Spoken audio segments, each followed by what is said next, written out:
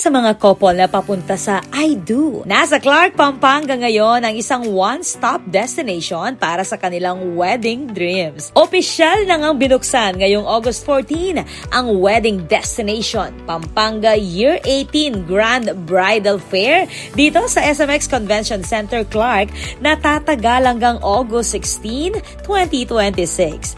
Tampok sa 3 araw na event ang mahigit na 100 wedding suppliers, venues at event professionals na makakatulong sa mga soon-to-wed couples sa kanilang paghahanda para sa big day. We've been doing this for 18 years, so we saw how it evolved, from a small bridal fair we had at the SM Mall 18 years ago. We only had 28 exhibitors that time to more than 100, 103, 105 exhibitors this year.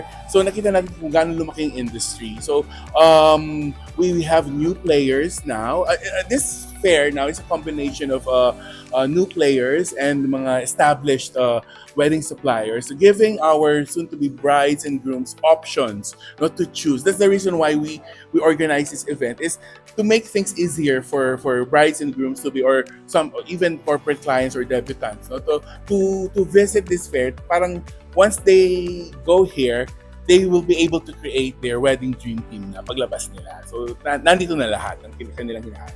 Layunin din ng event na mas mapalakas ang posisyon ng Clark at Pampanga bilang destination para sa weddings, celebrations, meetings at iba pang major events. Ayon kay Attorney Agnes VST de Vadadera, President and CEO ng Clark Development Corporation, bahagi ng advocacy ng event ang pagpopromote sa Clark at Pampanga bilang premier destination para sa mga selebrasyon. We have a lot of artists here, and maybe in all other parts of the Philippines, but there is something that makes the place or the artist behave differently in Pampanga or in Region 3.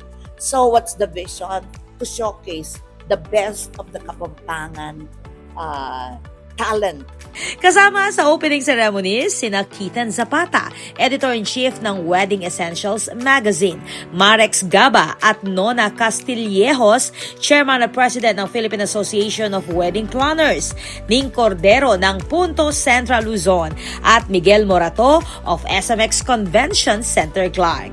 The event serves as a one-stop shop kung saan lahat ng kailangan mo for your wedding preparation nandito na, including Philippine Statistics Authority o PSA para sa mga kailangang dokumento katulad ng birth certificate at Senomar o Certificate of No Marriage. Bukas ang fair from 10 a.m. hanggang 8 p.m. at free admission para sa publiko. Please visit us here, the wedding destination, Pampanga Year 18 by Voltaire Salamaya, the events and concept here at SMX Clark. It will run from start today until Sunday from 10 a.m. to 8 p.m. Huwag po kayong magmimintis kasi napakagaling na suppliers. Dito makikita nyo lahat ng gusto nyong makuhang discounts at lahat ng mga designers, giveaways, lahat from the biggest to the smallest suppliers na gusto nyo makuha.